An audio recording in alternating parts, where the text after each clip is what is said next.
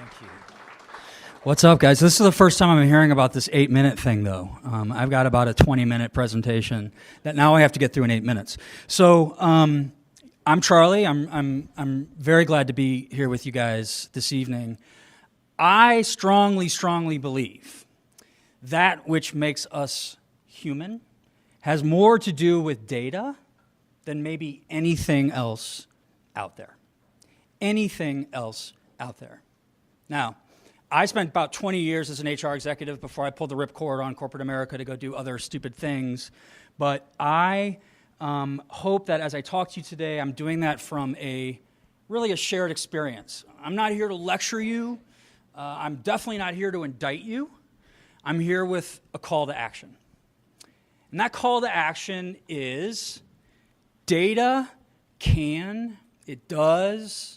it will help us differentiate in the workplace, but HR sucks at data. We got to change that. That's what I want to talk about today. So, I don't think that anybody in this room would argue that data isn't important. I can give you a 3-ring binder, citations, proof, research that would point to not only the increasing prominence of data in our world, but how important it's becoming for our market, for our economy, certainly for our workplace, and even more so for our society. Data is empirical. It can be universally interpreted, understood, acted on. Data is irrefutable. It can sway even the strongest of naysayers, and it can spark some serious groundswell. Data catches eyes. It raises eyebrows. It is harder and harder for us to ignore. It's literally around us. It is swallowing us. It is everywhere around us. In fact, by the year 2020, we are expected to contribute as many as 40 zettabytes a year. That's 40 with 21 zeros of this stuff. It's a lot of data. Those organizations which are figuring this out, those organizations which are figuring out how to leverage this stuff are already ahead of the curve. I think we know this is important. What I'm scared about is that we're still just paying it lip service, and that's all we've really done. So I don't have the time to give you my treatise on this, but if we focus on just one really important aspect of data, one that I think we're all familiar with, surveys, employee surveys. Let's talk about what's falling down even just here. So we spend about $1 billion on surveys every year. Yet we found out that about 1 in 3 HR leaders out there still don't do anything to pull information, feedback from their employees, to poll their employees, to survey their employees. And those that don't, a third of those, 1 in 3, say that the reason they don't is because they're afraid of what they're going to find out. Now, if that's not a major disconnect with what we're here to do today, I really don't know what is. So the flip side of this is that the 50%, that 50% of the people that actually do an annual survey or some regular survey say that they rarely, if ever, do anything meaningful with the results of that survey. And when I share that statistic, I don't care who I share it with. I don't care who's in that room, heads nod. I already saw some heads nod.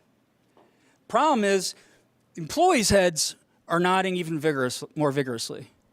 80% of employees believe or have no trust or faith that their managers are actually going to do something with the feedback that they've received from these surveys. 80%. So what's going on here? Well, there's a lot of stuff. Let's talk about the fundamentals, not the least of which is we don't have the skills. Again, I'm not indicting, I'm not blaming. We didn't go to school for these skills. We haven't practiced them. It really even hasn't been expected of us. And only recently did we start to think that this was even part of our jobs, that data was in fact part of our jobs. I did a random test. I went out and I grabbed 25 profiles of HR professionals from LinkedIn, randomly, all levels, all parts of the geography.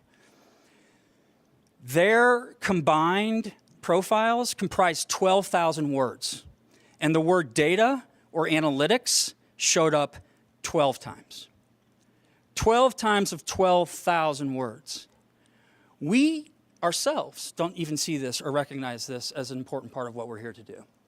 If you look at SHRM's guidelines, recently, or relatively new guidelines on the curriculum for graduate and undergraduate HR programs, 500 required topics or subtopics. Of those 500 required topics or subtopics, 16 of them have something distinctly to do with statistics or analytics or data. Now, this is the curriculum for our 21st century. I don't know if that feels like a disconnect to you. I don't know if this whole thing around data is even on your agenda. I don't know if it's important to you. I hope we'll talk about it, and I hope we'll have an opportunity to reflect on it during the Q&A session. But before we do that, let me just leave you with some things to ruminate on. So, and all of this ties back, I believe, to data in some form or fashion. First of all, engagement levels haven't changed. By and large, employee engagement scores have not changed in the last 10 to 20 years. Okay? Same with average tenure for employees. Have not changed for the last decade. About 4.6 years, by the way. We in HR are constantly reacting. We're never predicting. We are running to the side of the ship that needs the most attention without thinking about potentially what's next, what should be, what could be. Human beings are way too complex for us to think that we can manage them in any sort of meaningful way based on our gut and our assumptions and our instinct. We need more than that to provide a meaningful experience. Data is, or HR is the only operating system in enterprise that's not steeped in data. Point to any other.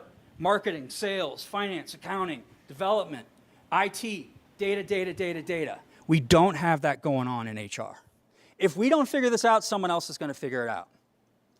We can have somebody else own HR or data analytics or people analytics, or we can own that.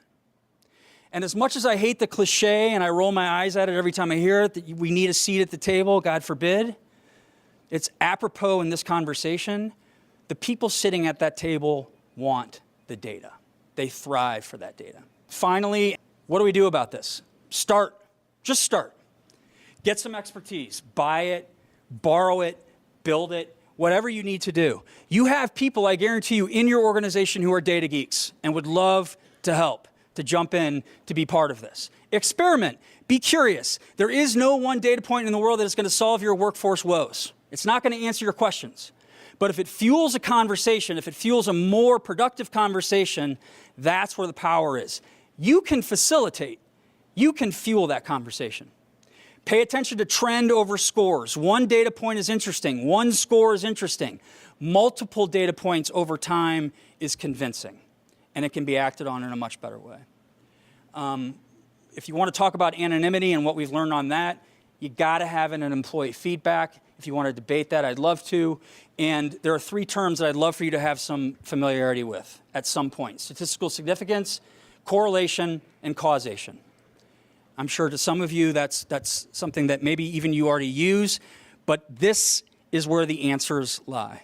Keep your eyes on your own paper. Your internal benchmarks are way more powerful than any external benchmark you can ever get. Let's stop paying attention to what everybody else's data looks like, and let's start looking inward on that. And don't bother getting data if you're not going to do anything with it. That's it. Thanks so much.